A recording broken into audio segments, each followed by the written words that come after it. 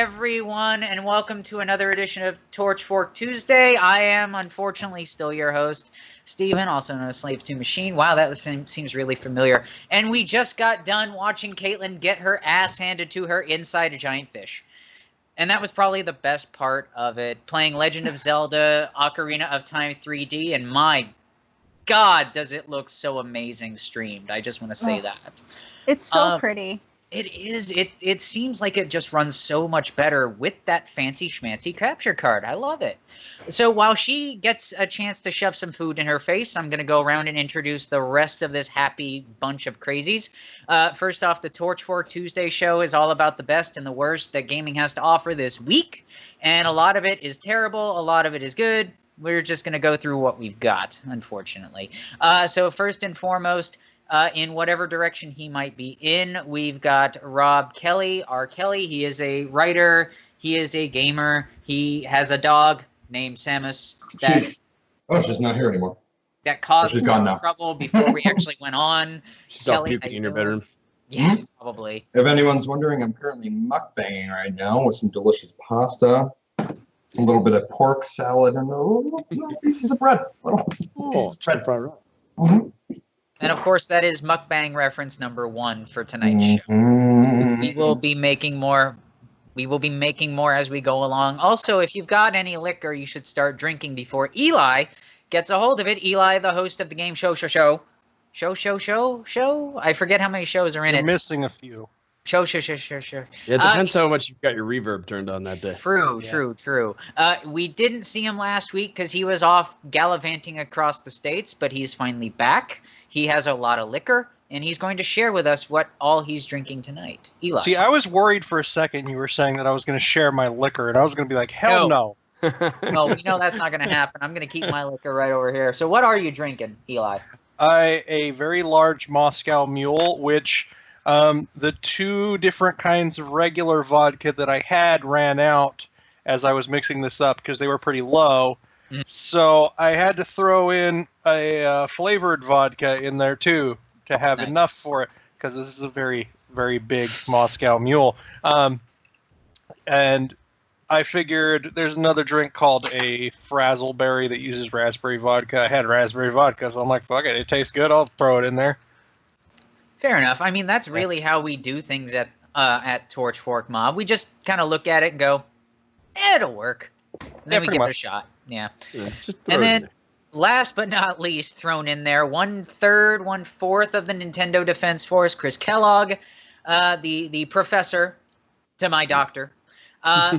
Kellogg, how are you doing, and what are you drinking again? It sounded like liquid Skittles.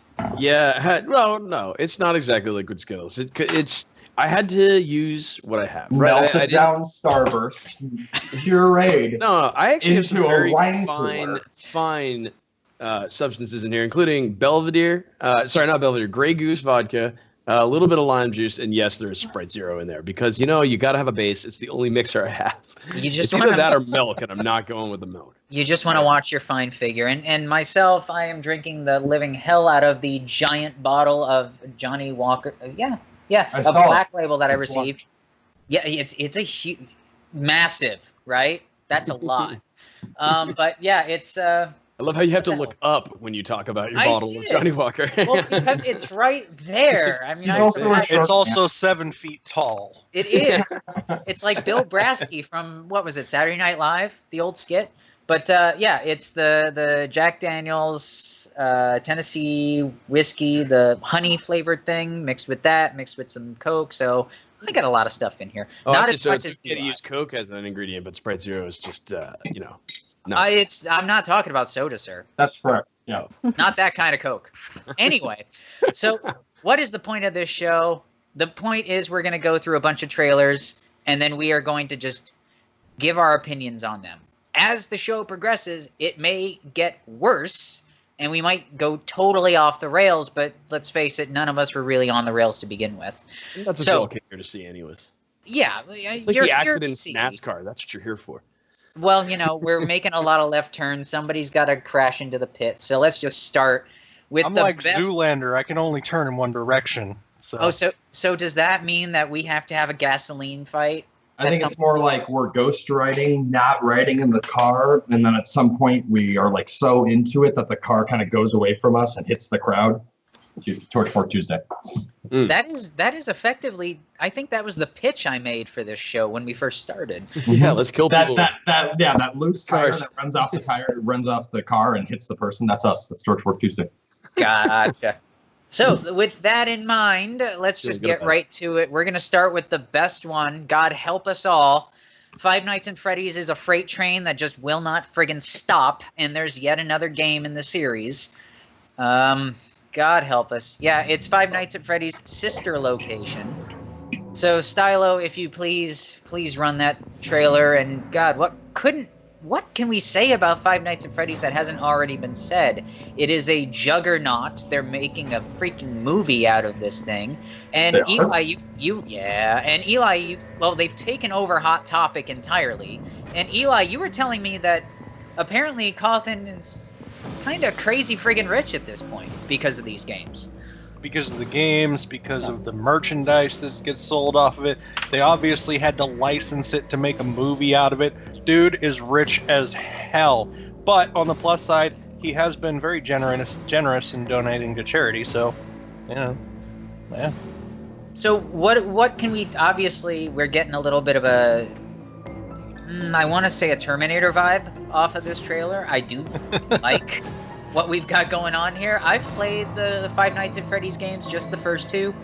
I wasn't impressed. It's not really my thing. It's all just PewDiePie-style jump scares, but apparently that's the thing with the tween set who are usually buying these things. But, you know, who am I to really... Oh, wait, that's my job to judge, so fuck this game. Fuck this series. But so is this supposed to be scary? Is it like legitimately scary? Yeah, it's supposed to be you're just getting right into it, and it's really quiet, and the music, and then it's like, and then it's supposed to freak you out, and all the streamers. The first time that you play the game, if you scare easy, it'll scare the shit out of you. Yeah. After you know what's going on, it's not going to scare you. It'll startle you. And it gets really, really stressful as the difficulty goes up. Like, it stresses the shit out of people. Why is that? Is it just because there's so many jump scares, or because it's extreme multitasking? There are so many things you have to pay attention to. It's like a shitty customer service job, and you have to do so much at once that it just gets to you, like real life.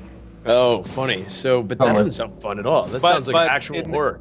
In this case, since it's a game, if you fuck up in your multitasking and you don't do something you should have done, you get the jump scare, and then you have to start over.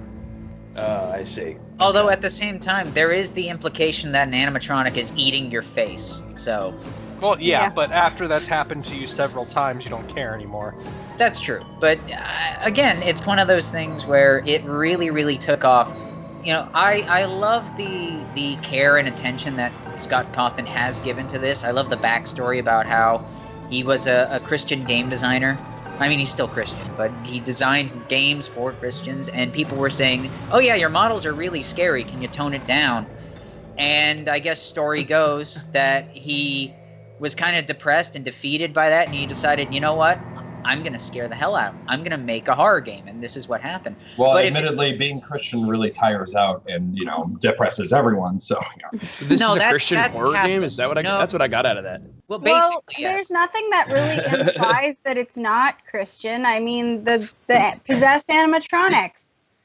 How is that non-denominational at all? I mean, you could say anything about it. Well, I would personally like a Linda Blair guest spot in one of these games, but really, it just comes down to, if it weren't for the streaming community, if it weren't for Twitch, if it weren't for YouTube, I really don't think this game would have taken off, because this is honestly one of the best examples of Twitch and YouTube taking a game, embracing it, and then playing the living shit out of it, and then making it the juggernaut it is. So really, shitty little Twitch channels like ours, not that we're shitty, the content is not shitty. No, we are. We are shitty. We are shitty, personally. But if it weren't for that, I don't feel like Cawthon would have this ginormous empire he's got. But while he could have gotten lazy, while he could have just phoned in the same thing over and over, because really, this is a mobile game at heart. It just happens to be elsewhere. There are aspects of this in this trailer, which shows no gameplay, by the way, but from everything that he said in the Steam forums himself, which I do like. The very few developers will come out without a PR mouthpiece to help them. And he's actually coming out and saying, okay, yeah, I could do a gameplay trailer, but I don't want to give too much away. And there's been enough games to show that there is good gameplay behind it. Not my thing, but people like it. What can I say? So we'll find out in what, a week? A week from now, I think it releases. Yep. Is that about right? Yeah. No, October 7th. October 7th. How many? Sorry, and this is the third one? No, this is like fifth? the 6th. Oh, I see. Okay, got it.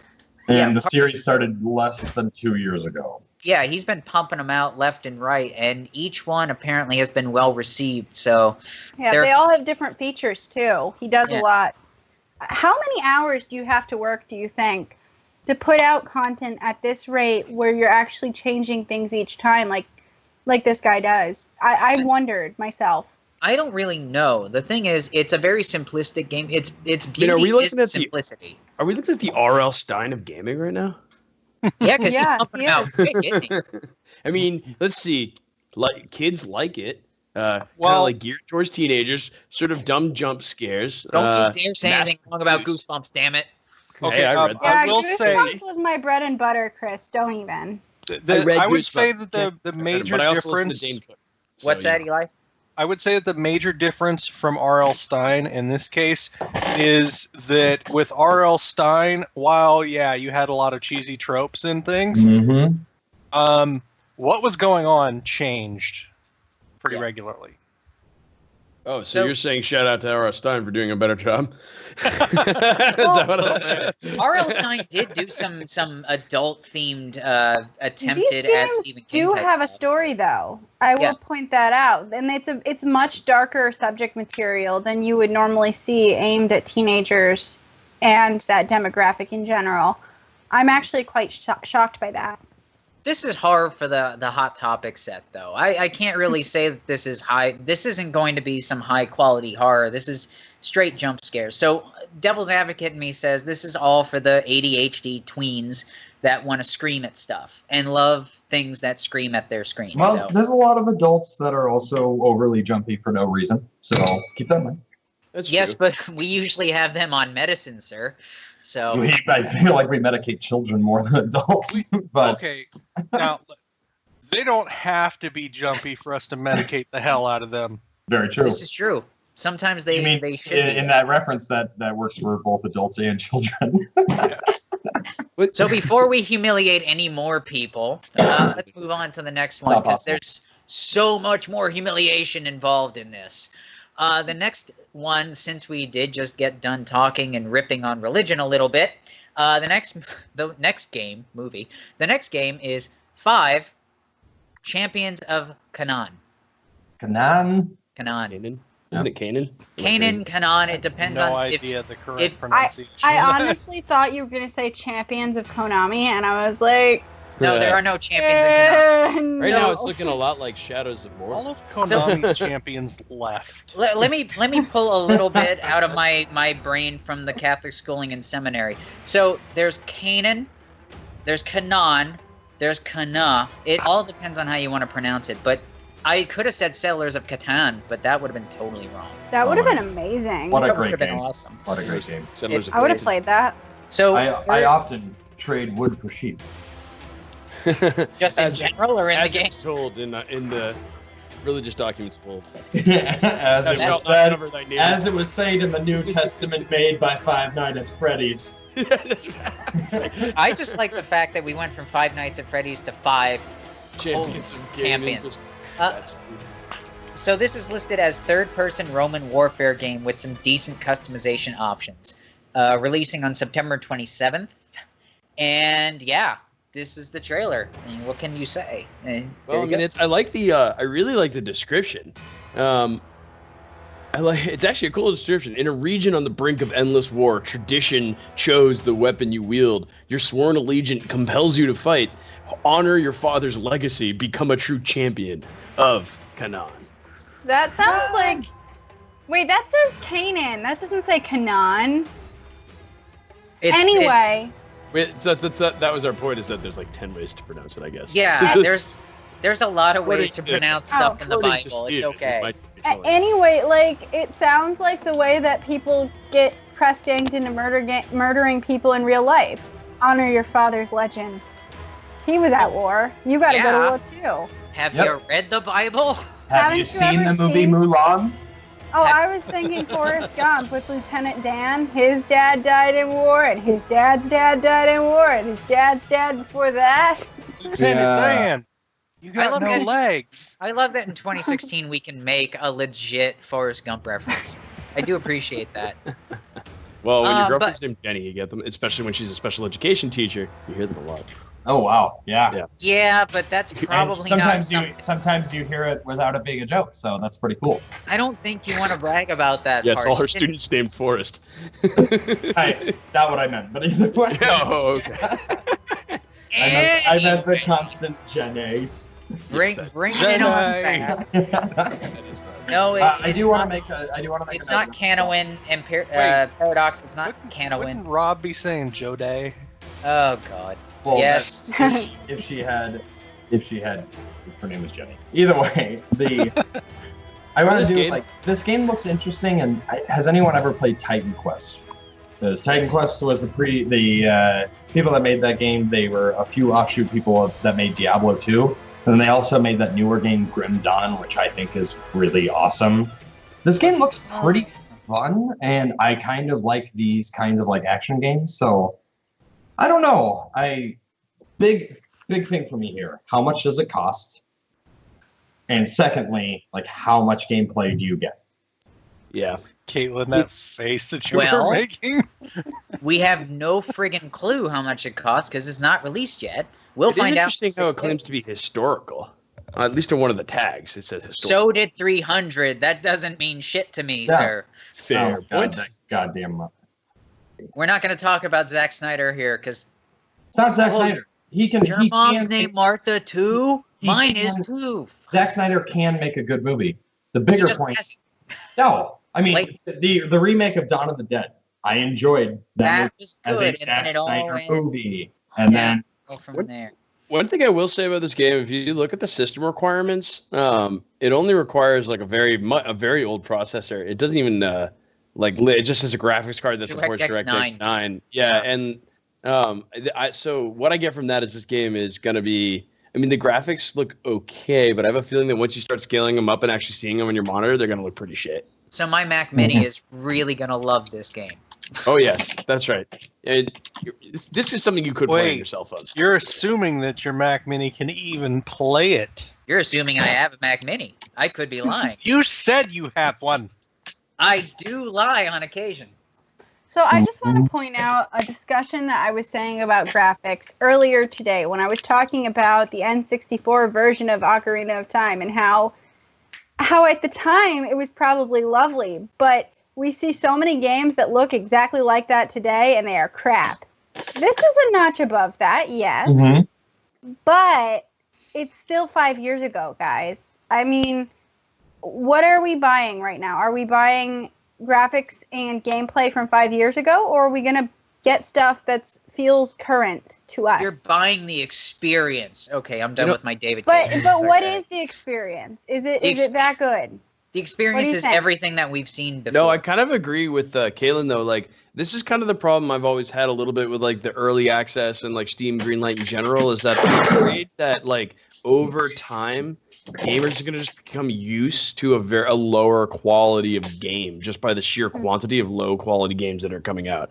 And I see this as, like, maybe having some fun gameplay and some good stuff, but at the same time, you got to look at it and say, like, you know, at some point, like, why are people publishing stuff on Steam that looks like it's just their first project to get their legs standing? Yeah. I don't know. You have to look at it. You have to say, is this playable? Is this streamable? Like, think about it as us as a company. Would we ever stream this? Would our viewers want to see this?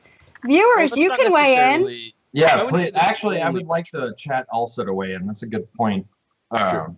Caitlin, I'm generally curious, because as a fan of like Diablo 2, I just said Titan Quest and Grim Dawn, I am personally curious about this game, and I'd like to know what people have to say. If anyone has anything, I see Imperial hanging around in there. I know he's here. He is hanging around in there. I say, honestly, in a situation like this, let's admit the fact that a lot of developers, or a lot of the Greenlight developers, and I'm going to say this as diplomatically as I can, suck ass.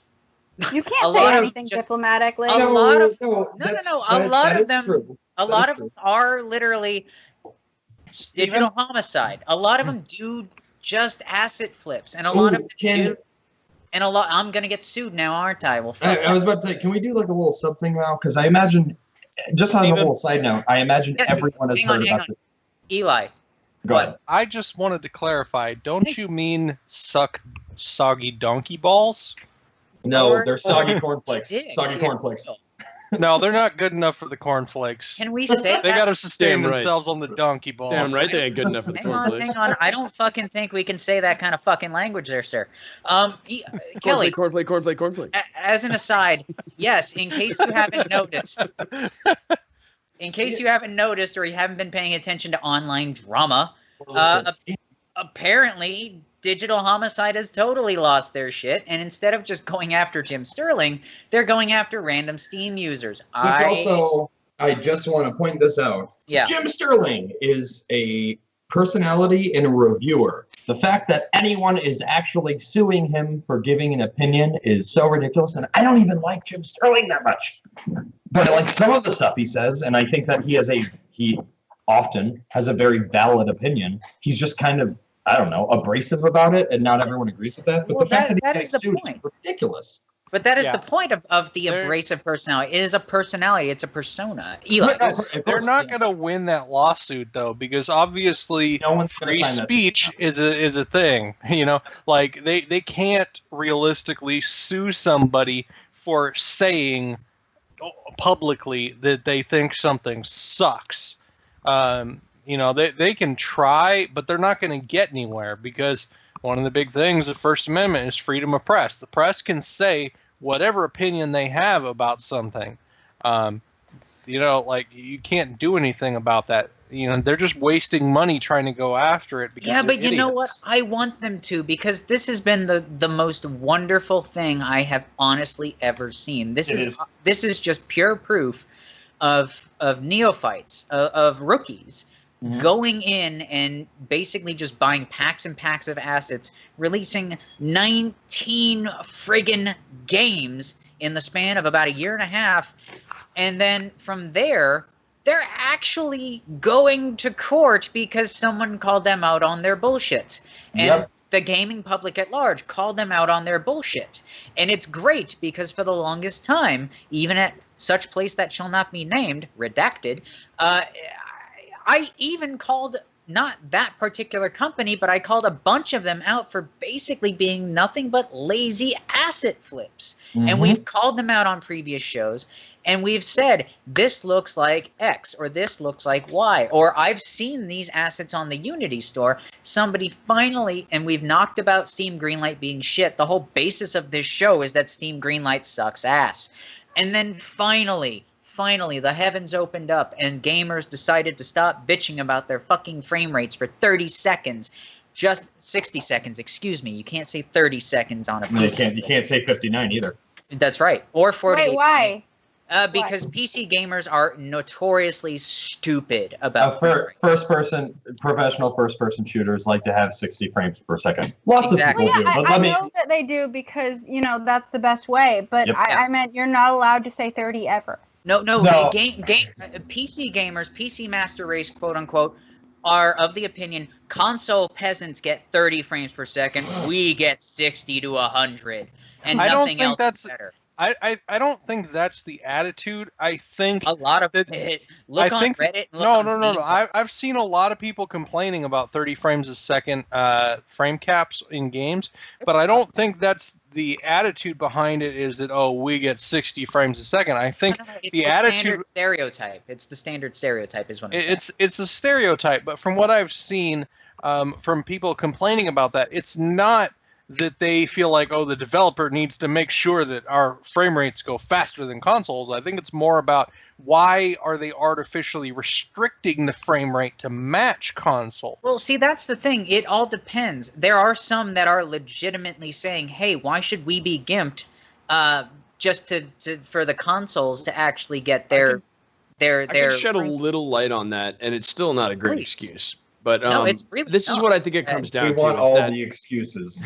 Yes, I bet there's two. I guess you could call them theories I have on this. One of them is that basically when they build a game for a console, they like optimize it so much for the console that I think they can't even just like necessarily flip a switch and be like, oh, 60 frames per second mode. And like they didn't even take the trouble, I think, to optimize it for 60 frames per second. And that's the real crime. Is that they could have. I don't think they gimped it on purpose. That would be a little ridiculous. Users complaining about the 30 frames per second frame rate cap are complaining because it's actually coded into the game to prevent it from going above 30 frames a second. Well, that's probably because this is my second thing. That's probably what they did is they ran the game clock according to the FPS. Which is never a good idea. Like I've run into this with emulation a lot. So like I like emulating F-Zero GX. I was about to call it GeForce GX. And if I put that up to 90 frames per second so I can play in virtual reality, it legitimately runs the game like 30% faster. And so I think that it can be a console emulation. And again, it comes back to that program the game shittily for ports. Older games relied on specific frame rates.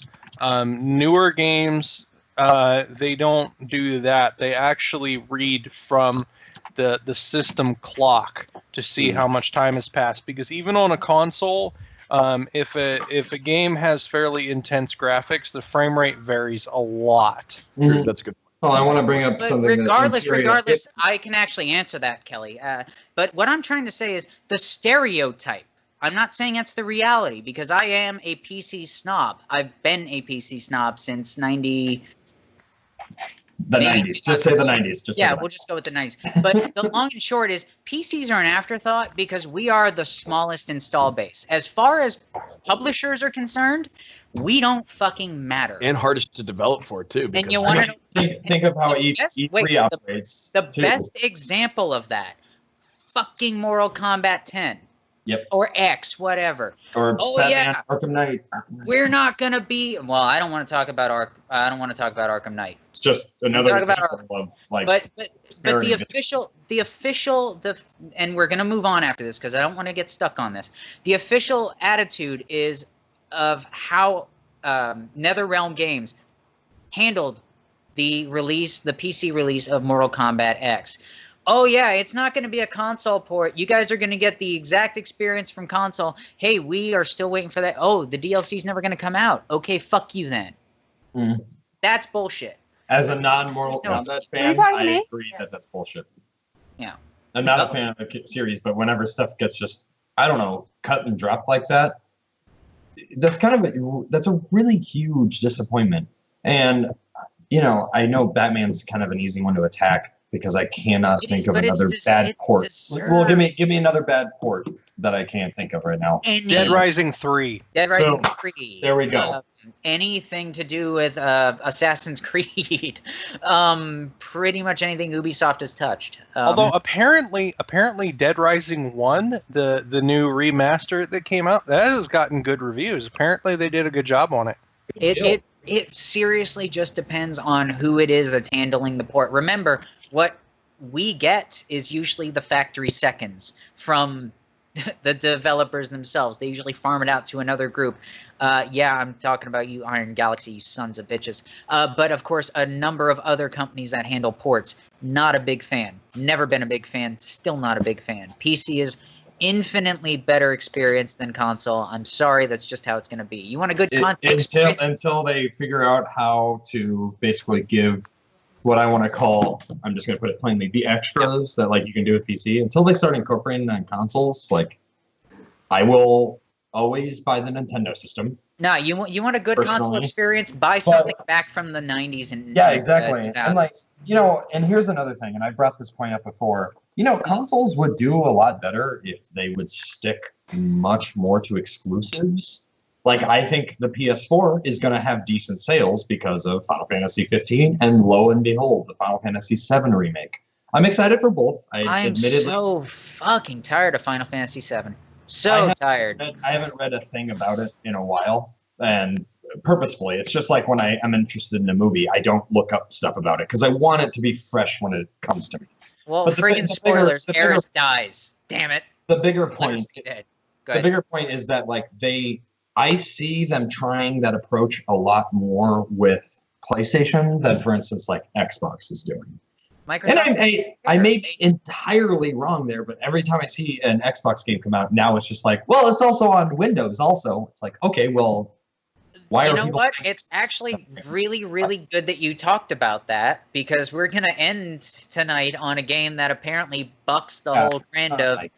We're going to talk about it, trust me, but we're going to move on. Otherwise, we'll be raging all night like a bunch of PC and console fanboys. So, to finish off this one, though, I think this game looks interesting, personally. It does look interesting. I just feel like if I wanted to do this, I'd just go play Diablo.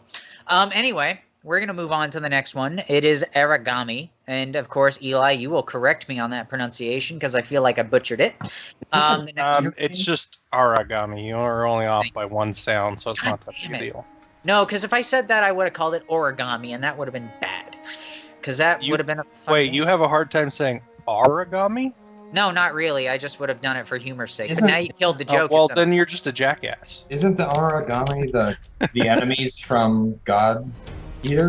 It's a word that's used in multiple different game franchises. So yeah, and Amagami. That's what they are. Excuse me. Fair enough. Gami is actually it's a different pronunciation for kami in Japanese words, and kami being essentially a god or a deity. Gotcha. I feel like if Wild Psyduck were here, I'd start getting random angry texts, because I always do when I say something in Japanese, or whispers, excuse me, about how I'm butchering the friggin' words. So I just do that as much. I'm terrible at it, so... This looks beautiful. We need to message Wild Psyduck and get them in here to hassle Steven. We really do. I don't see that they're online right now. So we'll just have to go with what we've got. Ooh, I like stealth. Stealth is good. Yeah, and this is like a very cool use of stealth. Yeah. I'm loving it. I like what I'm seeing. I haven't seen cell shading look this good before, I think. I gotta say. Yeah, cell damage looks good, but I don't know if it looked this good. This is just like a high-res version of cell damage. This is how you take something retro and make it look current. Yes. This is how you do it. I'm going to cell shading. Is cell shading considered retro? Discussion. Yeah, sort of, kind of. Well, from a comic cell shading is really uncommon now for new games, so it is kind of retro. Okay, fair enough. I like cell shading admittedly. I'm a sucker for any game that includes a soundtrack as a DLC, because I like. That's pretty cool. I do too. I like the soundtrack and digital art book. Of course, nobody pays attention to the digital art book, but I like them. And I'm liking this a lot. You know what I'm actually thinking of a lot when I see this game? Tenchu Stealth Assassins. Yeah, I was just thinking about that, honestly. Like, of course, it looks like, all the other games we could mention, but, like, I don't know, like, this looks really pretty, and the character looks awesome. Like, really cool. It does look really pretty. I know that is such a small thing to do, but look at how, like, the light plays off of the character as he moves around. No. You know what this is? Cool. This is Tenchu mixed with the darkness, which I am so... I have not played the darkness. The darkness is not the same as this. Well, it is. I'm talking about the powers. That one scene where he had the dark snake wrapped up. Oh, in the darkness. In the darkness, you've got like snake tentacles coming out of your hands. It was a reference. I'm not saying it's exact. I'm saying it's close. You've got shadowy powers and shit, and you've got the ability to stab people. What more do you need? Going for any loose. By that definition, you could say it's the same as Dishonored too. Or Shadow. Yeah, and then if you step it back more, you can say it's like every game created in less than 10 years. Really, well, when I first saw the page, I was thinking it was going to be. When I first saw the page, I was thinking, yes, it was going to be something like Stardew Shadow Valley. This is exactly like Harvest Moon, the first one for Super Nintendo. You know damn well that you want to see Harvest Moon with this kind of mechanic. Oh my gosh. Okay, that would be so awesome. I'm going to tell you guys a really quick story. You're not going to marry me? No. Snap. I was on Facebook, like, scrolling down, and I saw like a hashtag Harvest Moon on the trending tags for Facebook, and I was like, oh, did they make a new Harvest Moon game? Type. Wait, it's an actual moon? Yeah, it's a real thing. Yes. Yeah, come on. It's not. Neil Young sings about it. But that's an incredible song. Yeah. If you've never heard Harvest Moon by Neil Young or just the album, listen to it. Fantastic. Well, you would be able to. Neil Young. Okay. Yeah, are you down? Crazy Horse was better. I'm just saying. Or at least his work with Crazy Horse was good. Well, anyway, I mean, it depends. Are you talking about like Neil Young, Crazy Horse, or are you talking about all those exciting albums they made for Geffen Records in the 90s? No, I'm talking about just random Crazy Horses. Yes, I'm talking about. Anyway. This game looks really great, though. Borrowed booze. Borrowed booze is best booze. Did anyone by chance play it was a PS4 exclusive game called Fury, F-U-R-I? No. It did not get incredible reviews, but I thought the game was rather fun. And I really I like heavy cell shaded stuff. I think it just kind of looks cool. And this game specifically, I mentioned it before, they're really playing off of the light and darkness as your character moves around. So, he goes from being black and white to walking in, and then his cape returns to red, and I think that this game, it has a lot going for it. I'm thoroughly interested. I actually, in the middle of saying this, jumped in Steam and put it on my wish list. That's basically what I think everybody's done at this point. So, any final thoughts on this sucker before we move on to the next one? Looks awesome. So, okay, I think awesome is kind of the general consensus. So we're going to move on to the next one that is boringly titled Syndrome. And, oh, look. It's another first-person shooter survival game. Yeah, I'm tired of these personally. There's no other way to put it. I'm sorry. Well, gear up your butthole. There's 50,000 more coming out this week. God. I have to mention something immediately. The company made by it is Camel 100, and they literally stole Joe Camel from Camel cigarettes and put him facing 3 different ways. Gotta love that a little bit. No, I don't. I gotta respect the balls on that one, honestly. Not the Camel, but the company itself. They have another game called Mechs and Mercs that came out in 2015. I'm not a fan of the Camel balls, no. Their last game got mixed reviews. So syndromegame.com just redirects to syndrome.camel101.com. The shot of the robot with this halfway skullish face running at you, where it's kind of like bouncing as it looks like it's almost going out on Friday. We're gonna go out this Friday. We're gonna get some drinks. We're gonna go meet some ladies. Oh my god, I have to find this video that reminds me of. Are we certain that these guys aren't also... Are these guys not Digital Homicide? Because they got their stank all over this. This actually looks way better than any of those games. Are you sure? The problem I have with this is that it looks pretty, but it also looks like every game ever. It looks like identical to everything. I am posting a link in the Twitch chat. I think it looks like a lot of newer games like Doom and Killing Floor. I don't know. Please click the link for the video that I just posted in Twitch chat because that's what the robot reminds me of. Yep, I knew it. Oh my god, I knew it. Have you ever seen those guys that dress up in like Halo outfits and they've gone to like Comic-Con? Oh yeah, yeah. I think I know this guy. I'm actually really excited.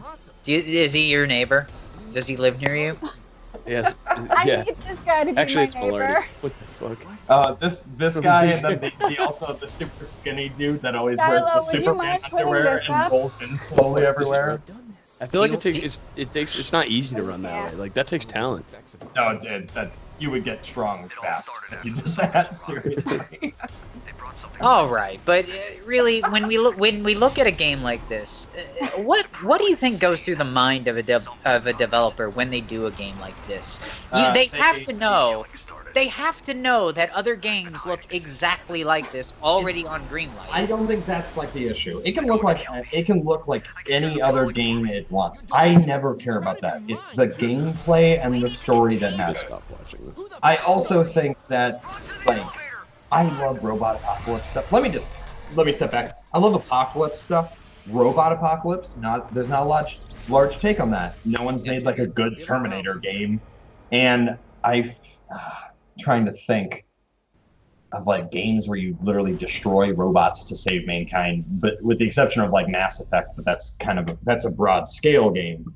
I like the idea, and I see the Joe Camel idea right there. No, I'm kidding. I just see the idea that they're going for. It's just that trailer is really unconvincing, especially with the damn bouncy guy. Can't get over that guy. He's hypnotizing. Technically, I mean, Red Faction had a little bit of destruction, but I mean, Red Faction is, at least the first and second one, that's about like oppression of people being used and then them fighting out. It has virtually nothing to do with robots. There were no. There were robots in that game. But anyway. But no. Okay, so let me rephrase. When I mean robot apocalypse, I mean you want a Terminator type game. The robots are singular. They are a people that are trying to kill you, either human or whatever they designate that's still alive, dwarf, elf, whatever. I really like those concepts a lot. If anyone played the game Bound by Flame, that game had a really interesting take on war of attrition, because what happens is you're like constantly fighting an undead army that every time one of your teammates dies or part of your group, it joins the army. And so like basically what they're doing is it's the idea of battle of attrition, because they're taking away your main resource, your humans, for themselves. And I always liked that, because in Bound by Flame, it's a very Dark Souls-esque game, but they did a really good job of kind of making you feel like, well, this is kind of like the end of mankind. Like you are struggling to stay away from the demons as long as you can. And I thought they did a really good job with that. So it can be done well on everything else. It's just this game, there's too many things in the trailer that make you go, eh? And I don't like. It's just gotta weird. admit, though, I mean, the graphics look sweet. I think the real problem is that the space survival genre is too crowded. That's the real issue. And that's the point. If we hadn't seen any of those games, Survival we'd be looking at this and being like, nice graphics, looks scary, probably cool. But that's the problem I have with a lot of these games. We're literally at the point where any development house can make a gorgeous looking game. I'm not sure that's totally true, though. I think it's hard to achieve this level. With Unity, yeah, you can just buy a bunch of assets. You just string them together, and then boom, you've got a gorgeous looking game. It's what makes you better, what sets you apart. And all of these games just feel so similar to me that there's nothing that really sets them apart. We're at the point where graphics don't really matter, because anybody can stitch this crap together. In my opinion. Graphics don't matter? Oh, yeah. Weird. It's the gameplay, goddammit. Well, guys, Undertale was made. I mean, this is coming from people that are actively Zelda and Final Fantasy for 6 hours a day. So. Game of the year, Undertale. Oh, no, if you didn't hear me after that. Yeah, but to be I like that game a lot.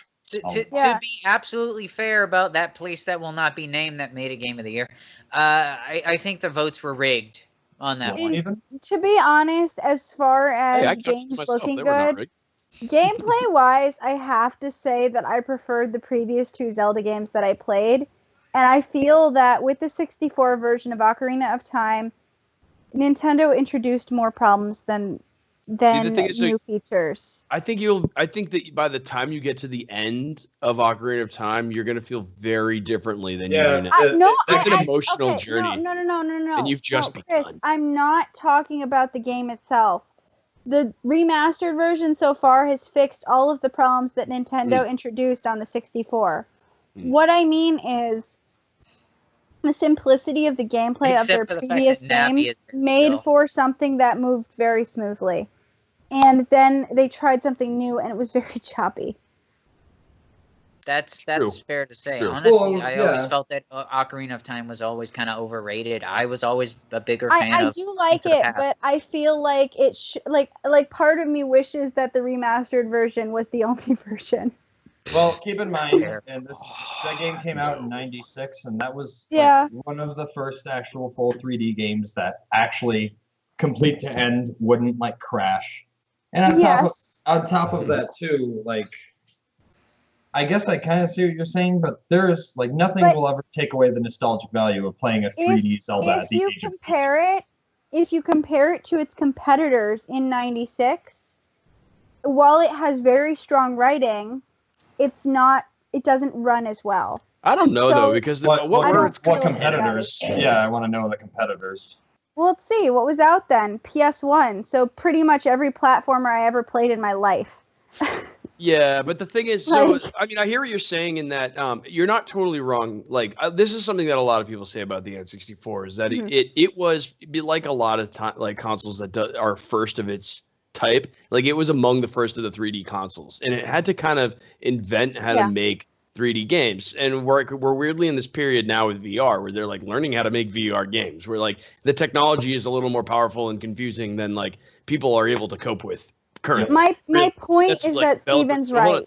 Well, let me Graphics don't matter. It's the simplicity and fullness of the gameplay and writing that matter the most. I take back. Ocarina of Time covers like all three of what you just mentioned for me. Well, I take back at least a third of what I said about Caitlin earlier. Then no, Kellogg, go ahead and say. I guess I think this is how I should think about it, or I would think about it. If Ocarina of Time is like the Odyssey, that's how I would look at it. It's long, and there's all these different things that happen, and it's pretty epic, and you feel like you've gone through a massive undertaking when you beat You are talking about the writing, though. You are not talking about what I'm talking about. I'm talking about the whole thing, and I'm just saying I'm just giving you my opinion about what makes it different. Okay. That's all. And because I'm basically agreeing with you in that it's not as fun and lighthearted as some other Zeldas. It's not as quirky. It's also not as you say smooth, but I think like it's like I say, it's like the Odyssey. It's not always like smooth, but like it's got this progression to it.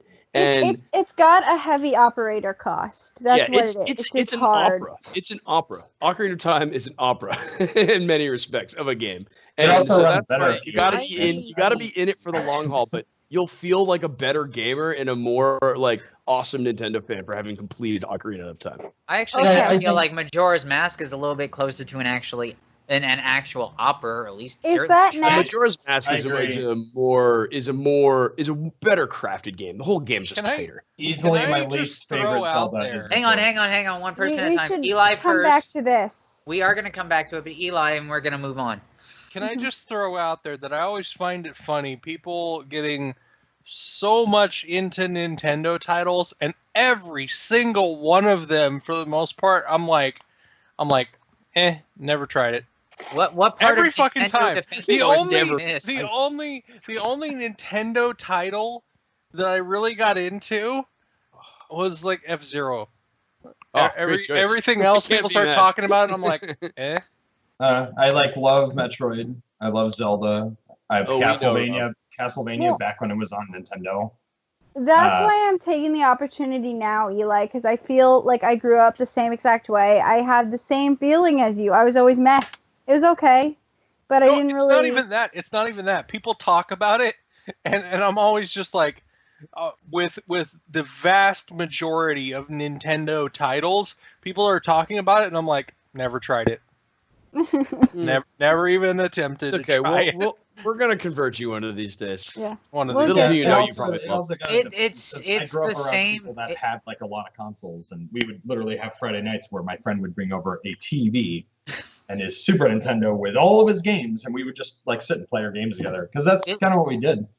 Eli, it's the same thing where people say, "Oh, vinyl is so much better because the sound is so much warmer." You know, it really just depends. Exactly. It all depends on how much smoke you want to blow.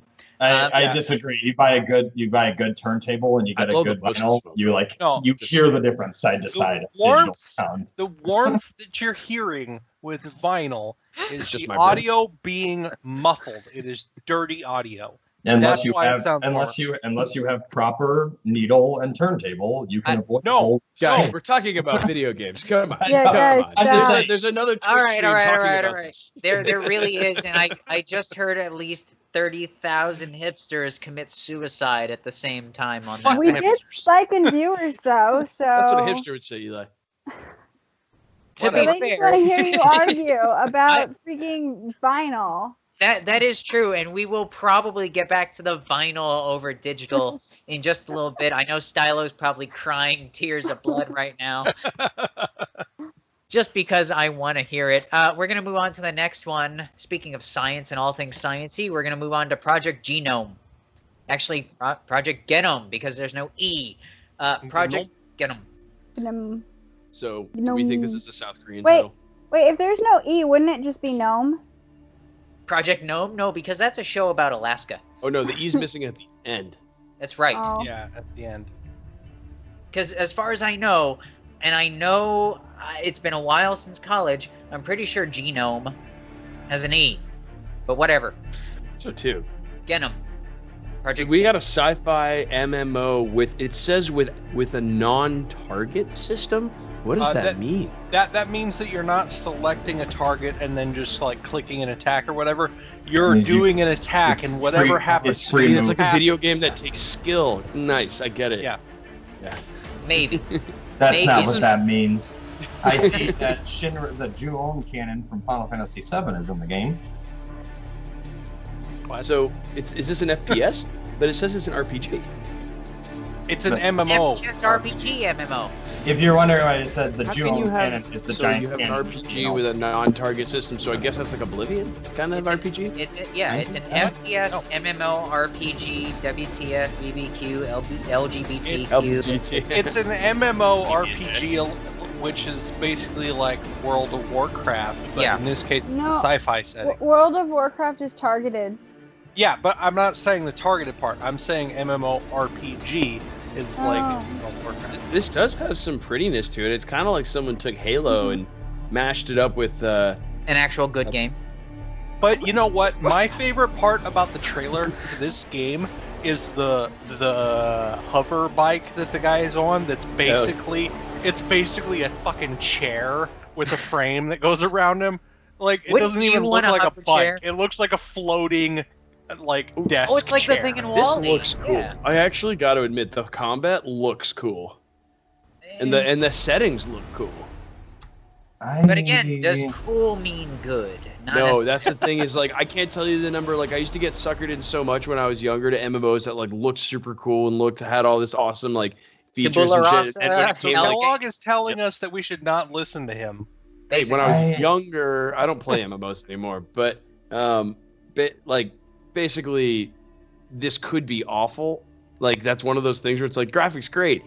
Ideas behind it, great. Actual implementation, totally shit. Yeah, so here's my main problem with this trailer is, as far as I can see, and this is now the third time we'll be watching it, I don't see any actual gameplay. It looks like rail cameras just doing cinematics that may be from the game the entire time. And it still looks half-assed. It does. Okay, I didn't want to come out and just say that, but it kind of does. I love the fake shepherd. That's great. Also, yes. But the fake, this is my favorite store on the Citadel. You can see on the faces and just the characters that there's like no real texture to them at all. It's very bland, and I don't know. But gamers like bland, right? And also, why? I just have to say this. Why is one of the key components of this trailer is the non-targeting combat system? Because honestly, that is actually kind of a big deal, because the vast majority of MMOs, in order to get around latency problems, make it so that you target an enemy and then you click on what attack you want to do, and it decides whether you hit or not based on math. But also, realistically, it should be deciding whether or not you hit based on your aim. But to the same token, that can cause lag. Online. That can cause lag, but that's why I was saying normal MMOs have target-based combat. No, I get what you're saying. To avoid latency. This game may therefore be laggy, is what I'm saying. Because of that, right? Like it might not. That's a possibility, but if they're focusing on making a non-target MMO, then in order for it to be good, they have to correct latency. Well, here, let me answer that question immediately. Let me answer that immediately. Is this an early access game? Is it an indie game? Is it an MMO? Oh yeah, there's going to be lag. How much does it cost? It's going to be available. We don't know. We have no idea. That's the thing. That's why I get a little cringy when I see an early access game with no price listed. It's so hard. I feel like you need to know what kind of value they're assigning it. Yeah, no price listed yet. Yeah. Well, unless anyone can find someone. But this looks like the kind of space game that I would be drawn to because it takes place on the ground. Well, at the same time, again. What were you saying, Chris? Someone made a comment that said that this is basically Firefall. Which Wait, really? That's my favorite game ever that the developers abandoned. People say it also reminds them of Mass Effect. What? Yeah, we were mentioning that before. I logged must be hundreds of hours into Firefall, and then the developers abandoned the game, so did I. Yeah, I played a lot of Firefall myself, at least when it was a free beta, and I had some good times. I played in the beta, I played in the alpha, and then I played after it was released to the public, and they kept remaking the game, which is why I quit, but it was my favorite thing that I had ever seen. And if this is anywhere close to that, I want to play it like immediately, like now. No, you don't. And I'll tell you why. An indie MMO does not last because an MMO, especially since this is the only game these guys have made. It doesn't need to last, Steven. It needs to provide me with good memories that I can prefer upon. Yeah, it needs to last. No, an MMO needs to have staying power. Yes, it does. Especially the biggest I'm sorry, thing, Caitlin, that but that's kind of the truth in my opinion. The biggest takeaway, an MMO as your first game is such a monumental, insane task. I don't think the developers gave it up. It's just that they didn't understand what they were grabbing onto. You cannot do an MMO as your first game. There's no way. You just can't do it unless you have a ridiculous amount of money behind you. Honestly, that really depends on the circumstances. There's a lot of different ways to go about making an MMO. It's the hardest genre to actually make for, especially your Usually it is. Yeah. A Dungeon Fighter Online should be a really good indicator that it's not always that fucking difficult. But again, we don't know the history behind these devs. It could be their first game. They could have 20, 30 years in it. I don't think it's their first game. I think that they fucked around with a lot of other stuff. This is just their first. I will find out what else they have as a particular group. Yeah, there's nothing else. There's nothing else. Let's just also point out that it's a Greenlight game and it looks like that. There's a few that look like this. I think here's a game where I personally want to see a little bit more development put into it. Yeah. And I want to see the reviews before I try it myself. That's what I'm going to do. Because I think on a very baseline that they have an idea that they're going to roll with, and what Eli said actually makes a lot of sense with the non-target battle system, because that's very huge. Like, think about anyone here in this chat room right now that has ever played World of Warcraft. You know you have spent about 17 hours killing spiders like this. Yeah. 17? That's a very conservative estimate. That's me being generous. But I'm just saying, like, there's the third point too, if they actually do take that away, and it is not, what do you call it, not like hitbox detection, but it's just, you said it earlier, Eli, I can't remember the name. When instead of it being a hitbox, it's an actual person. Like, you know. No, that's still a hitbox. Yeah. It's physically based instead of math based. Thank you. There we go. So I tend to like stuff like that too, and I have to admit, like, my Star Wars nerdiness is just like flying high right now, because I essentially just saw one flying like a speeder, and I'm like, ugh. But I don't know. We could have races. We could have races, Kelly. We could. Yeah. But it goes back to what I said, is I just want to see like a little bit more development, and I would like to see reviews of it before I play it. If you buy it, I will buy it with you. Cool. Can I throw in a massive aside here and just say that this drink has been fucking good. I'm about 75% to drunk right now. He's doing fine. This 2000. I'm doing good. Peanut Noir is pretty delicious. It was involved in some kind of history at some point. That's how it got its flavor. You know, for a second there, I thought you were going to say Peanut Noir, and then I was going to be very sad. So we're going to move on to the next one. Again, I should mention that these guys are based in Russia, and that these guys are a Kickstarter, it looks like. Oh, no, they just have a Kickstarter account. They haven't actually done anything with it. Come to Russia. It's just, it is one of those things where if you give a bunch of Russians a couple of bottles... Russia government. Well, if you give a bunch of Russians a lot of vodka, I'm not kidding. I bet you they could probably put it together. So we will have to see. You just lock a bunch of...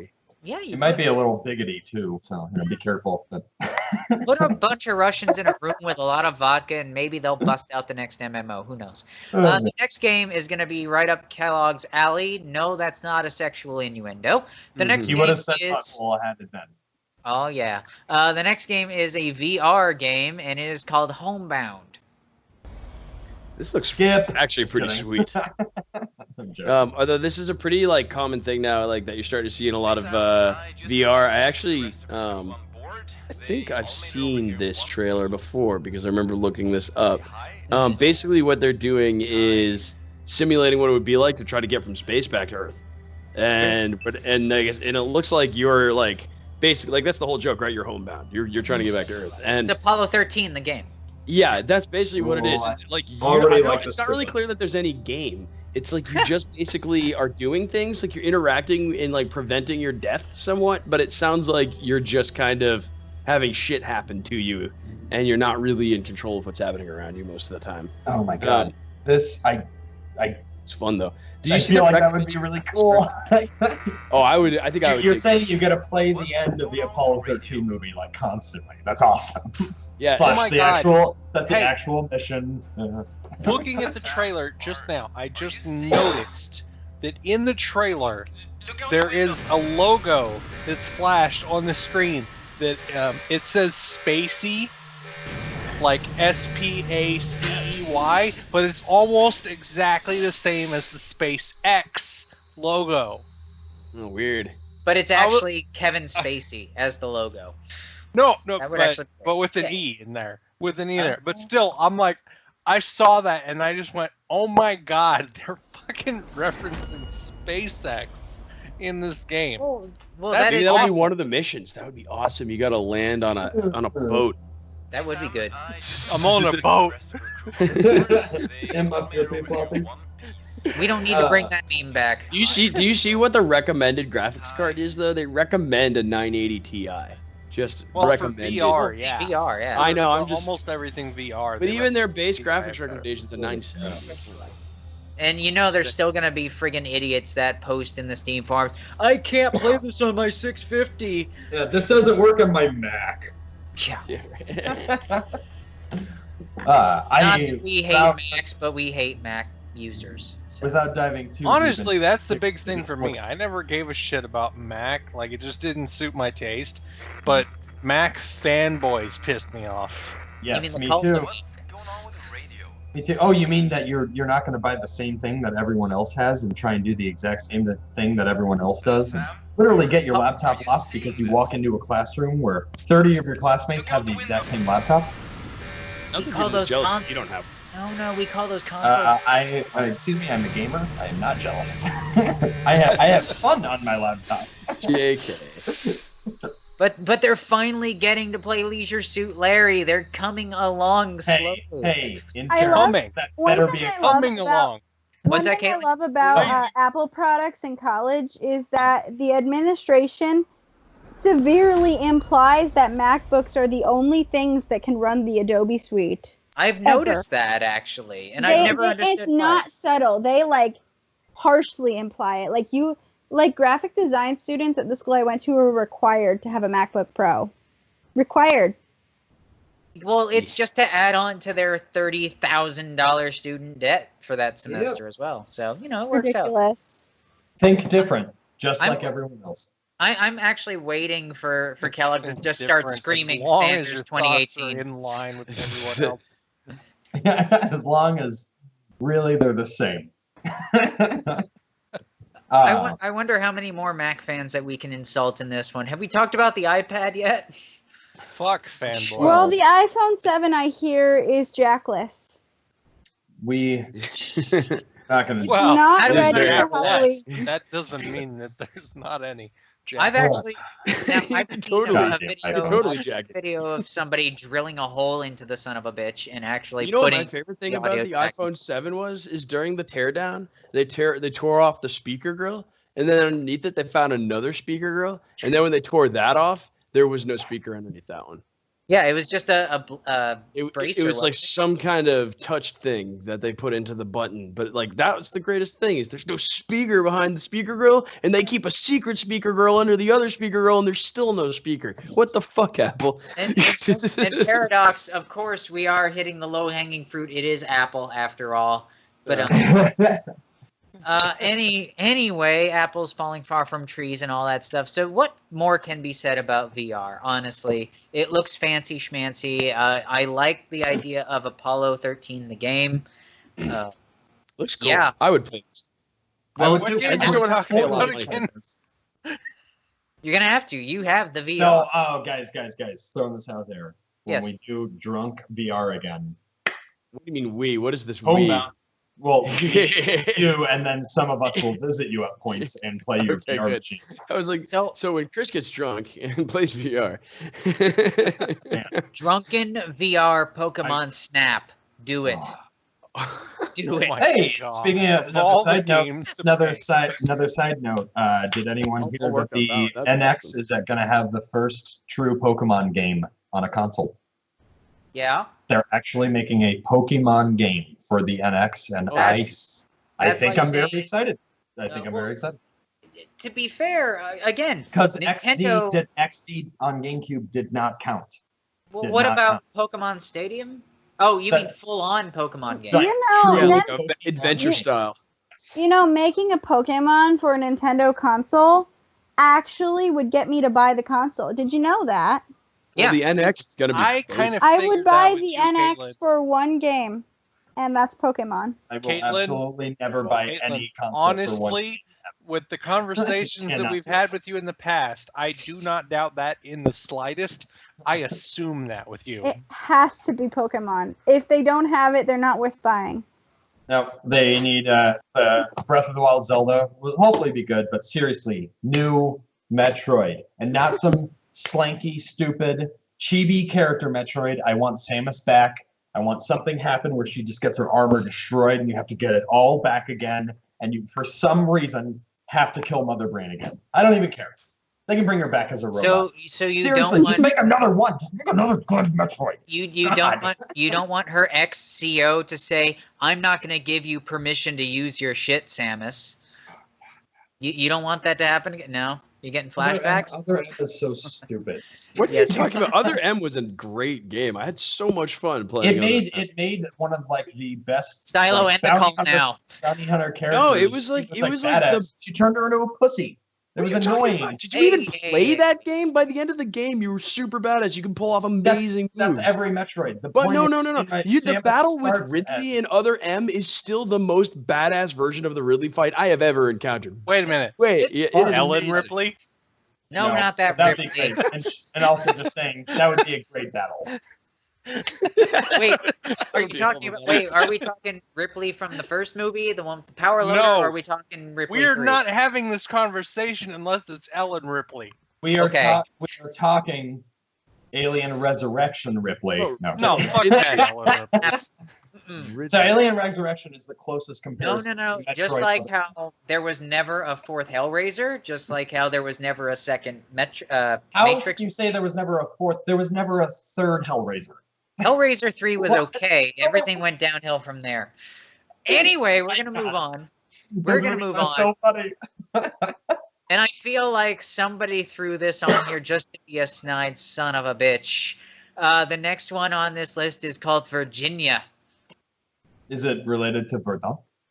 No, it is not related to Verdun. So the next one is called Virginia.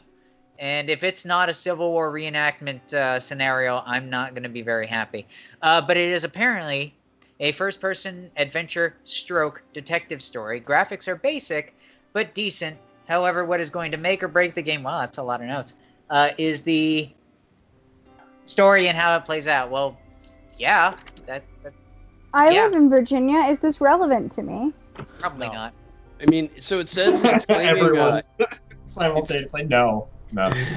Claiming inspiration from Twin Peaks and X-Files and Outer Limits, which is now that I like.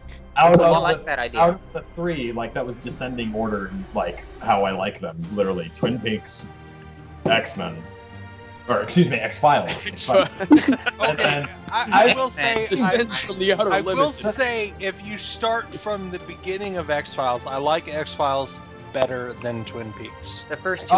Yes. Oh, excuse me. Actually, I agree. I would go X-Files and Twin Peaks because Twin Peaks.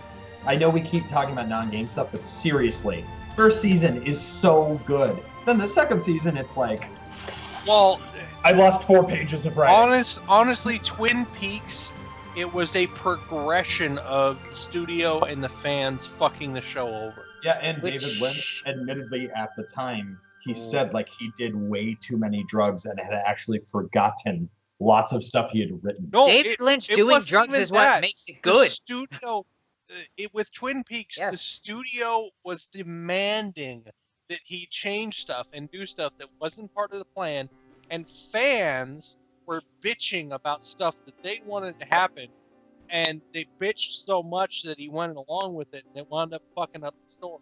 No, of course. So, like, when you really like put those both together, like drug abuse and then studio and fan abuse mix into everyone being very. I would be doing some heavy drugs too if I had to listen to fans all friggin' day. And if you were David Lynch, because his mind is pretty different. David Lynch is a saint. He is. He makes some great movies, and he's just a really weird dude. Yeah. So, honestly, on a side note to that, Jack Nance is somebody that David Lynch has worked with repeatedly ever since fucking Eraserhead. Jack Nance, I do not. Which I need to watch Eraserhead. He played the old man that was married to Catherine in Twin Peaks. He's also the main character in Eraserhead. Yep. Yeah. God, that Eraserhead's a really weird movie. I like it a lot. Really fucking weird. I think out of all of them, Blue Velvet kind of freaks me out the most because it's just this movie you're sitting and you're like, why is Dennis Hopper so mad? Why does he keep upping that stuff? That's just Dennis Hopper's always mad. Well, he's not now. He's dead. So there's that. He's dead now, but he was always mad when he's alive. Well, he's probably more mad now that he's dead, but probably. I figure they just had a camera crew follow Dennis Hopper and say, okay, Dennis, I want you to just do your normal thing. He's like, all right, fine. It happens. He's happy and easy writer, even when he gets beaten up. Well, yeah. And then I feel like Blue Velvet is what came after Easy Rider. Just by 20 years. Yeah. But yes. So anyway, getting back to the whole friggin' purpose of this, Virginia. Do we hate Virginia as a state? Okay, after all of this discussion, Virginia's a grand want to play this game. I don't like what they did with the graphics, though. I like the graphics. Cool. I think they look cool. I would like to see how they play out with the game. No, like they did cell shading on the stuff, but they were trying to take advantage of cell shading in a way to highlight additional areas for visual cues for geometry and stuff, like in a way that's totally unnatural for cell shading. If I can talk, I've had a fair amount of alcohol. Shell shading is fine. Yeah. Shell shading. Schnapphating. But no, I don't like what they did with the cell shading in this. I think they went overboard. They also tried to do multiple levels of cell shading in it. Yeah, there are some. It doesn't look right. You can see the rounding on on the shadow. On the faces and hands, they don't look normal. That's pretty true. I still think I agree with Eli actually, very much so. But in that same sense, I mentioned it before. I do like cell shading and. Because of what we talked about with all of our David Lynch love and whatnot, I would like to see this game. Really, I like cell shading, but I think that the way they went about it with this, they were trying to make it more intricate, and that doesn't really work with cell shading. Can you give me some more? But it is over at the end of the day, it's an adventure game, and I think that as a sort of like, I think there's something when you have graphics that are a little bit odd that can give an interesting quality to an adventure game, and I think perhaps what they might be trying to go for is that same interesting quality that Outer Limits has, and Twin Peaks and X-Files have this kind of odd quality to them. So it can at least I really do respect them for at least making the stretch, reaching for that sort of oddness that those things bring, because it's a really hard thing to create. It's really hard you can't really fake that. That's kind of what makes those shows so authentic.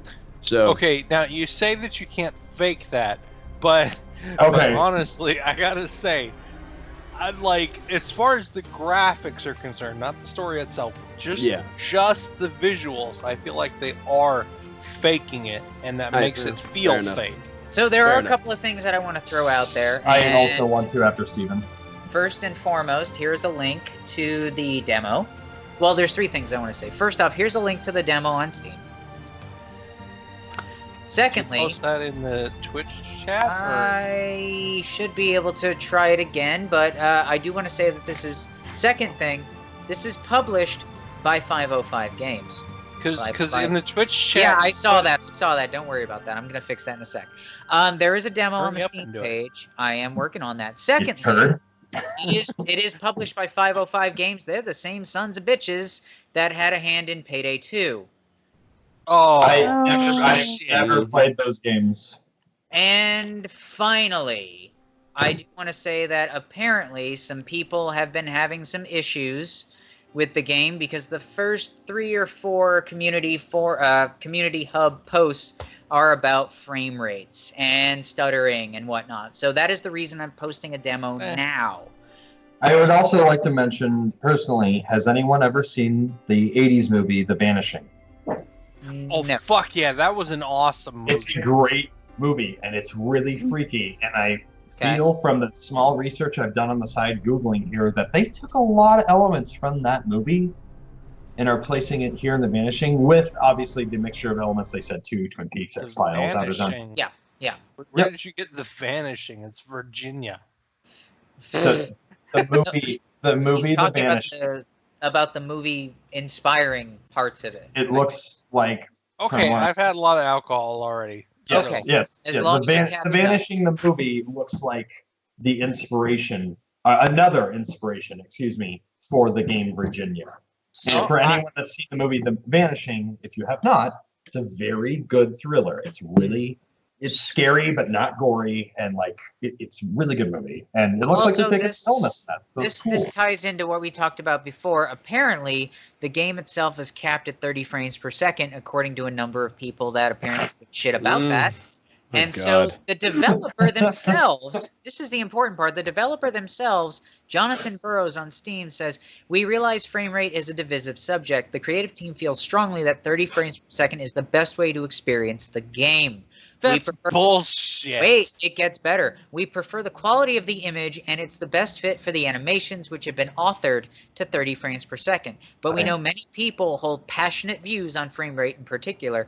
As such, we took the decision to include a control in the settings where you can set the frame rate to 60 frames per second or unlimited based upon personal taste." So they give you the options. That's cool. Okay, but then them saying that they feel like it's the best quality at 30 frames per second is bullshit.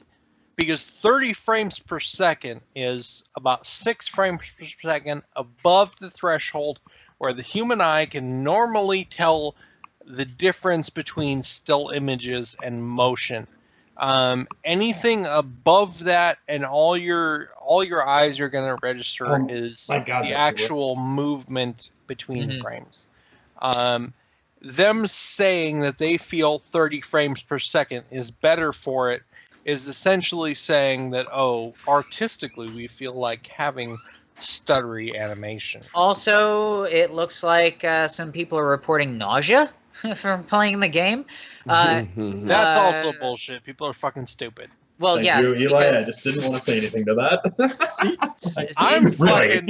I'm pretty much drunk at this point. When it comes to Steam forums, I tend to think that these people are the HIV of the human race. But besides that, they are claiming that they are getting sick because of the frame rate and mouse smoothing. I really, really doubt that. They're fucking self-entitled assholes. Well, yeah. Fucking deal with it. That is generally how that works. Again, Steam forums. So these are the runoff that Tumblr and Reddit don't even want to deal with. So there's. And I'm out of booze right now. That's very sad. Let's move on to the next one, which we should not have to spend too much time on because we not only have talked about it, but man. Oh, you know what? I have a couple of things to say about this, and oh shit. All right, so the final game on this list is Quantum Break. You may remember it from when nobody gave a shit. Actually, no, you should remember it from when Microsoft said it was a Microsoft exclusive, if I recall correctly. Yep, it was only ever supposed to run on Windows 10, and now it's only ever. Apparently, they have somehow opened the heavens and gotten a hold of Aladdin's lamp and somehow miraculously made this fucker work on Windows 7, and now it's coming to Steam. So much as for that Windows 10 exclusive. It's like, what do they even bother trying that crap? Like a Windows 10 exclusive? Like they have tried this shit for years. Like I can remember like when Windows, like Games for Windows was their first attempt at this. A long time ago. That's right. That ended.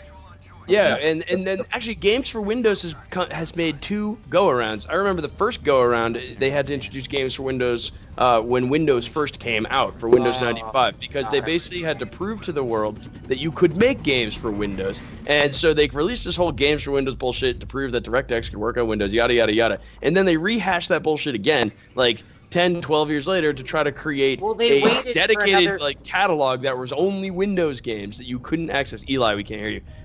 Yeah. I think he's just waiting.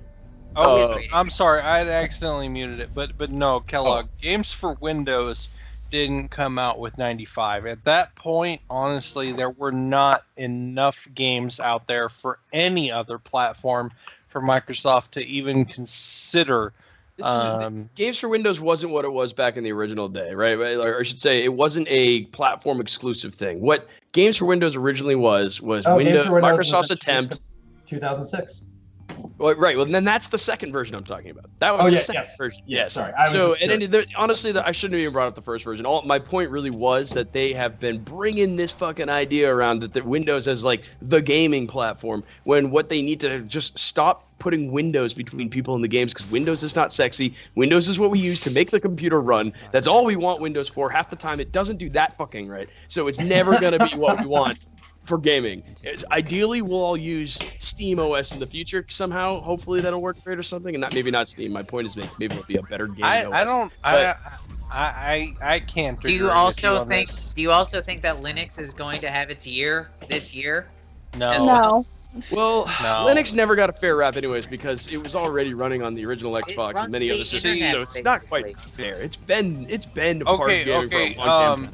Hang on. Okay, the thing is, Windows has done so much better as far as games historically because of the fact that Microsoft has been much more willing than other platforms to put in the time on stuff like driver development and support.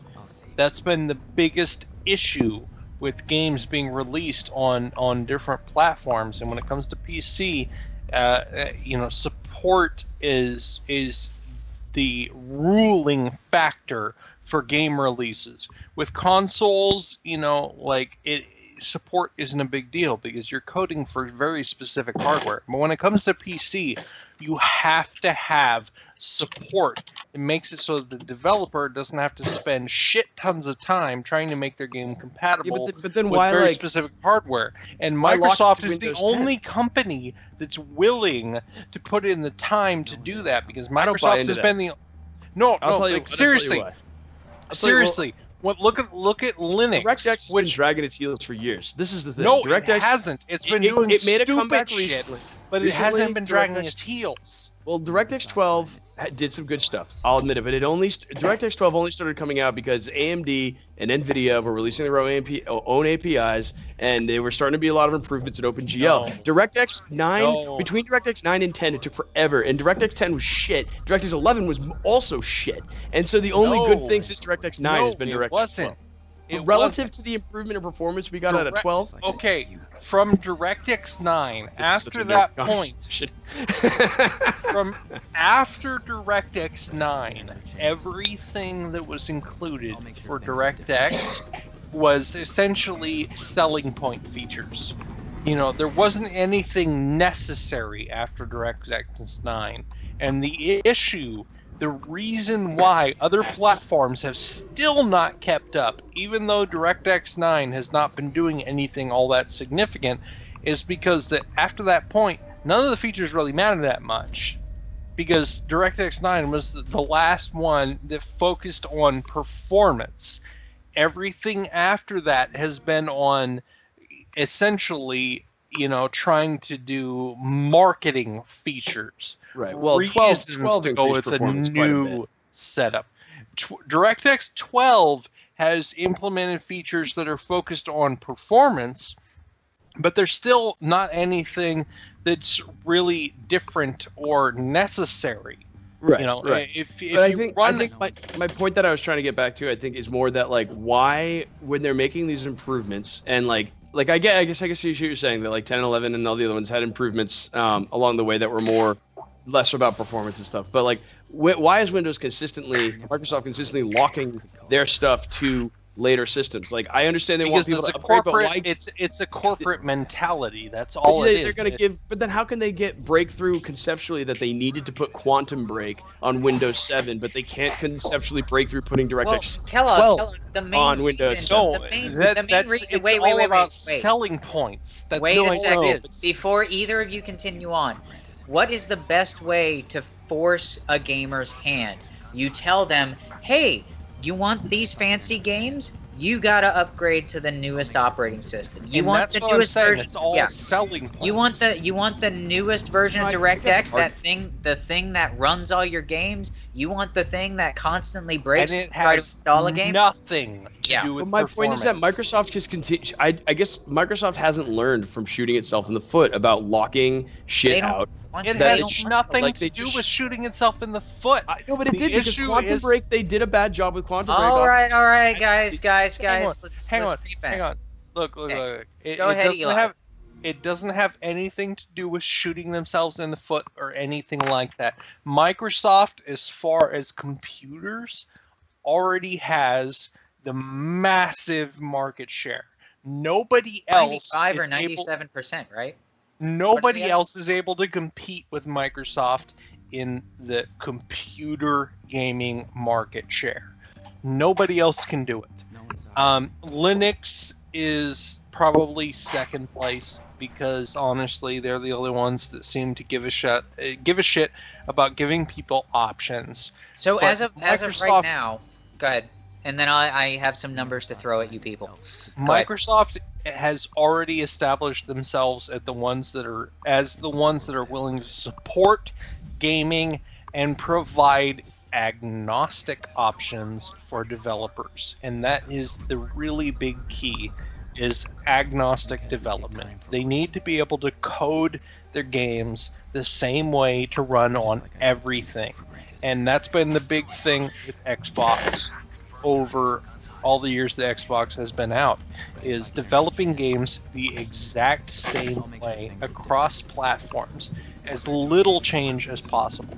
Nobody else has been doing that, and anything that Microsoft has done for their APIs, from DirectX to anything else that they've been doing in that time, has been focused on selling points. And that's the biggest problem with DirectX, is they're not spending their time on things that really matter to people playing the games. They're focusing on the stuff that is, trying to provide a selling point to people. No, I understand. So let me throw some percentages at everybody. According to this, on net market share, The numbers are accurate as of August 2016, which means that they're already, obviously a month old, but still. Windows 7 has 47.25 percentage of operating system markets. Windows 10 has 22.99. XP has 9.36%. Windows 8.1 has 7.92. A sickening amount of people are still running Windows 8, which is 1.82. Linux has 2.11 market share. Mac OS 10 has 10.11%. Excuse me, 4.38 market share. Excuse me. And then finally, other, which is still probably Linux or some other derivative or proprietary thing. They're all Blackberries. 4.818. BlackBerry has approximately. Wait, so go back and say the what was the Windows one again? Windows 7 owns 47.25. Windows 10 has 22.99. That's crazy. That's crazy. That's like a huge amount of people that are locked in. I mean, I don't want to rehash the whole argument, but I just still feel like they should not ignore those group of people. But that's all about support. Microsoft is the only company providing agnostic support. No, I get it. Not arguing fundamentally. I just think that they could. There's hacks that allow DirectX 12 to work on Windows 7 just fine. Like they should just let people have that and not be like, because they're such gatekeepers when it comes to graphics that they shouldn't be locking Windows 7 people out. I think it's something that is. Wait.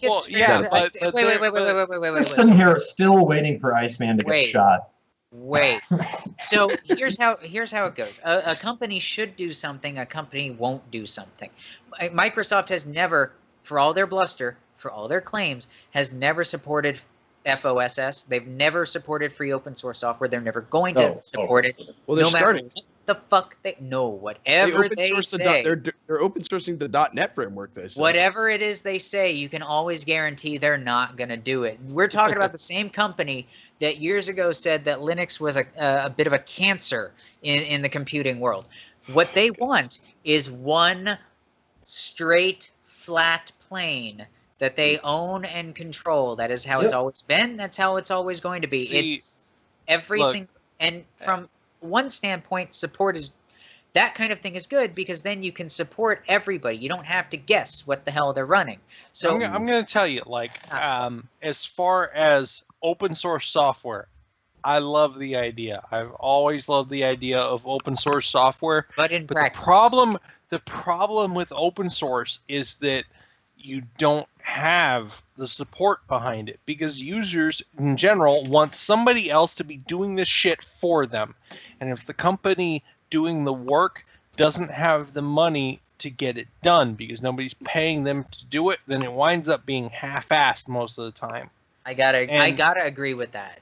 That's the main reason why I haven't gotten behind Linux, because there's so much potential behind Linux, but there's so many people that just want somebody else to do the shit for them. And so far, all that stuff, Microsoft has been the only company doing the shit for people. And like Apple has been running the same fucking concepts behind a lot of their software that they've been doing since the 80s. Linux has been loosely trying to keep up with Windows. Sorry, kind of They're drunk. keeping up with Windows? Wow. They're loosely trying to keep up with Windows, mostly as a selling point, but they're not seriously trying to outpace Windows, and that's the problem. But anyway, let's get out of that. I want to bring a bigger point here to Quantum Break, and this kind of relates to what everyone was talking about with support and everything else. Here is my problem with it being ported over to PC. The game earned less than $250,000. Yeah. It costs, I think, if I'm reading this correctly, around $300,000 to make. So not only have they lost money, that's actually not bad. But they've lost money making it. And they've lost a little bit of money making, but that's not very much money invested at all as far as video games. Well, and also I can't find exactly what they put into it. It's rough estimates. I'd like to find what they actually put into it, but I'm just saying, like a game that's not it literally as a exclusive and just a general action title in total is not selling well. And I personally think like they're bringing it to Steam because they're like, hey, the exclusiveness didn't work. Who else wants it? Let's not forget. And you know what? I'm hoping that's what it is. These are the same guys that did Alan Wake, okay? That was released with much fanfare and then fizzled hard. They're used to that. Oh, That's excuse me. It made okay, Alan Wake was funny. It was funny, and I enjoy it, but let's be fair. Yeah, the last game they did was an Alan Wake game. That's what Remedy does. They did Max Payne. They were good then. Okay. Max Payne is an entirely different thing. Also, you cannot put Max Payne in the same thing with Quantum Break. Their basic. Max Payne has good story. Wait. I'm just saying. No, Remedy is known for 3 games. About that, it's Max Payne, Max Payne 2, and Alan Wake. Max Payne was much more heavily Rockstar. But even so, they had a hand in it. What I'm saying is that these guys aren't known for making good games. They're known for making games that have a pretty decent budget and then flop. So they're just doing what they know best. That's all.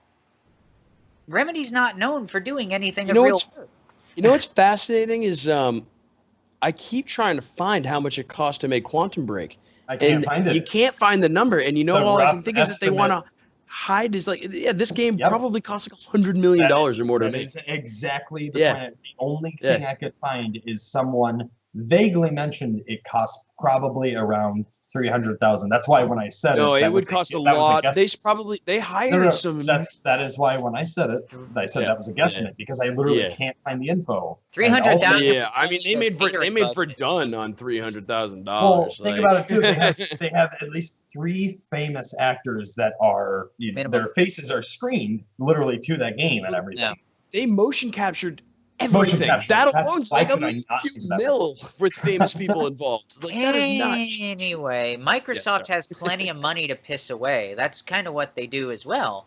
They're desperately trying to get into the gaming market. Yes, they've got the Xbox console. Yes, Microsoft is already in the gaming market. Microsoft, as far as split hairs all you want, concerned. I'm just saying. No, Microsoft has been in command of the computer gaming market since the early 90s. That's not the point. The point is they are the publisher of this game. They can afford to lose the money. They don't care. They own the market. They don't have to give a shit about the budget because that is literally not a big deal to them. It's probably not a big deal in the long run. Oh. To them, I don't think so. No, it's because they're measured by their profits or their losses on the game. If it doesn't do well, then they have to answer to their investors as to why it didn't do well. Oh, look at that. So actually the first 2 Max Paynes were developed by Remedy and then published by Rockstar, but the third one was published and developed by Rockstar. Interesting. Exactly my point. I did not know that.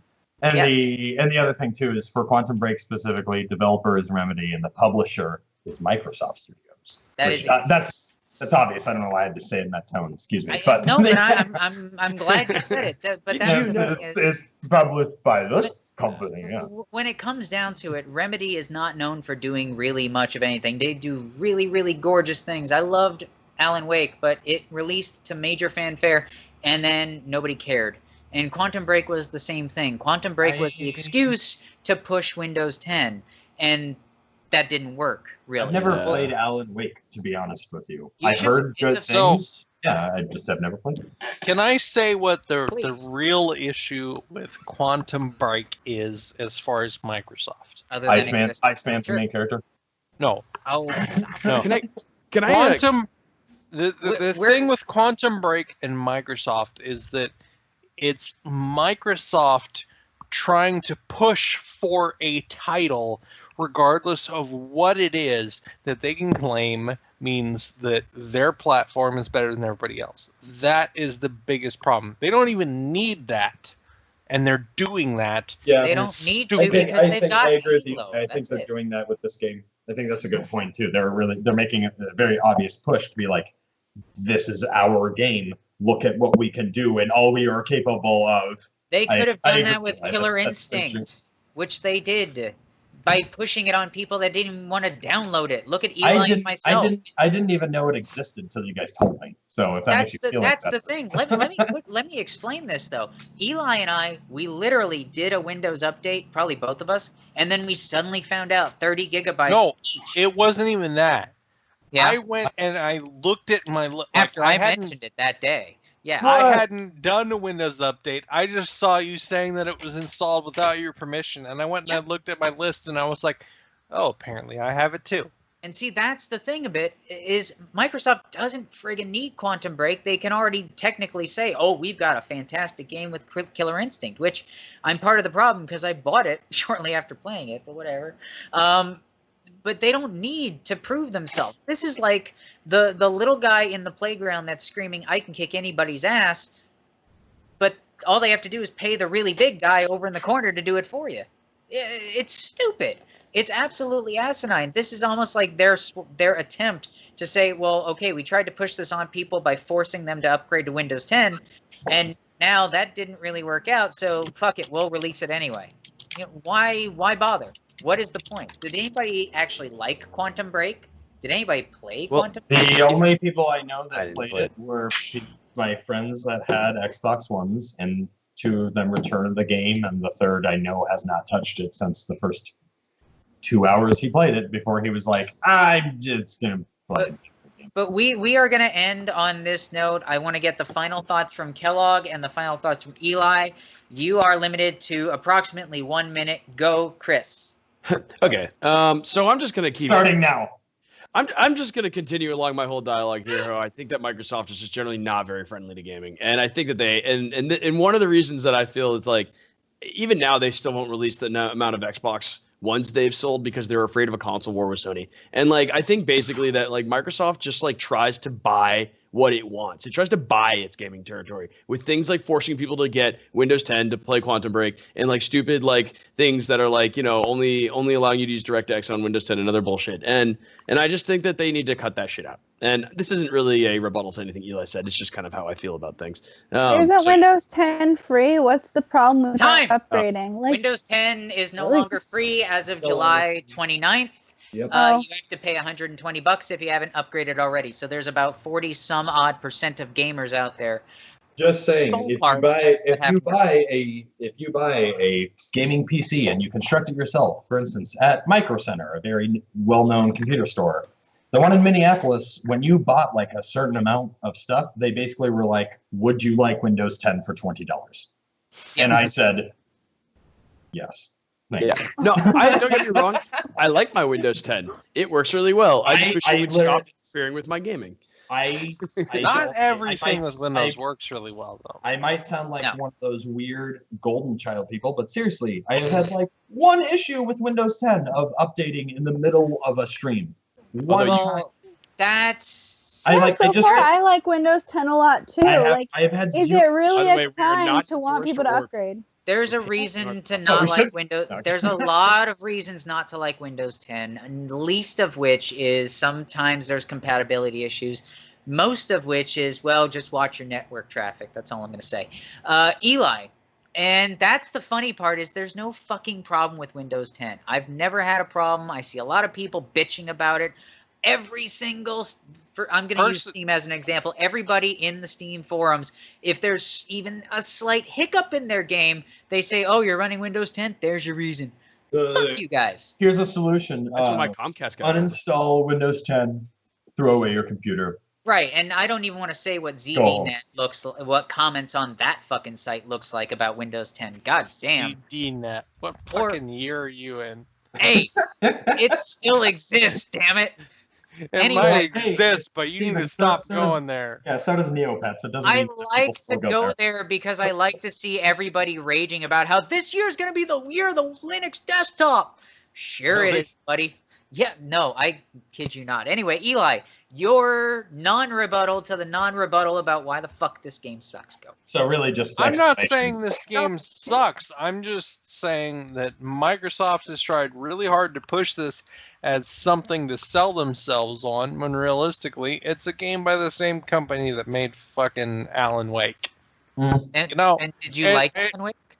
Alan Wake was all right, but it it was just trying to do the same shit over and over again. It wasn't as creative as it needed to be. It was a good game, but it needed more to it. It needed more creativity. And Microsoft just wants things to sell their platform on, which is why they started off saying that it had to be run on DirectX 12 at first. You know, it was stupid. It was unnecessary. But they were looking for selling points. Didn't That's they all say it that ever was for Microsoft.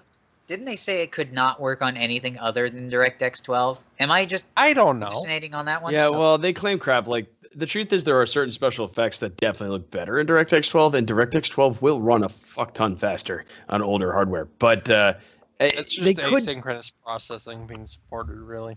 Yeah, and that sounds correct. But I don't actually know too much of the technical on that side. But the only thing I would say is, like, just bring it to Windows 7 for those poor Windows 7 users. There's clearly very many of them. I disagree. If they're already pushing this game hard and they're not making the money on it, I don't want Windows to expend more money for a OS that they don't even support anymore. Don't release the game for only 20% of your users. How about that as an idea? Won't someone think of the Windows 95 users, though? Won't someone think of the Windows 98 users? What about those on Windows ME? Yeah, still waiting for their computers to boot up. You know what? Honestly, where's my Windows NT collective?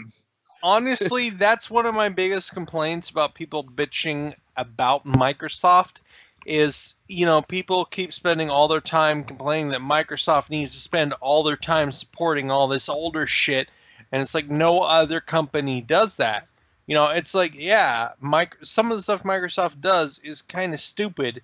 If they really wanted to do well against their competitors, they would just run with the stuff that they do well compared to their competitors. But people are like, oh my god, you're not spending all your time coding this stuff to work with Windows XP because I still want to use that. It's like, that's fucking 15 years old, 16 years old. Yeah, I can't believe Move on. Let's be fair. We also need to have precedence for those 6 people that use the Windows phone. But that is the show for tonight. I had a Windows phone. So did I. I have seen one in real life in the wild. Have you seen a Zune as well? I had a Zune and a Windows phone each for like 4 years. I know somebody that had a tattoo of the Zune logo, and they regret that to their dying I just love that Zune. Zune wasn't a bad idea. They just went about it the wrong way. Exactly. Yeah, by releasing it. Yeah. Just like Nokia. And no, they spent too much time trying to make it an exclusive thing when they should have tried to make it more open-ended so that everybody could use it more easily. But they were trying to mimic Apple. Yes. Because they thought that would be better. And we see how well that works. Anyway, I still support the Mac tower that looks like. Just give me back my Philips 30 gigabyte MP3 player and I'll be happy. That's all the space you ever need. I had a cheap shit MP3 player that I fucking loved. It was this tiny little thing. I think I spent $10 on it at Walmart like fucking 15, 20 years ago. But that is the show for tonight because Kelly's probably going to start streaming himself, and I don't think it's going to be about on stream. So that is the show for tonight. We don't want Kelly to turn into his dog, so tune in next Tuesday. Puke, whatever. If it's a good, Anyway, check out the schedule. Next. That's right. You are streaming next, but check out the schedule on torchforkmob.com.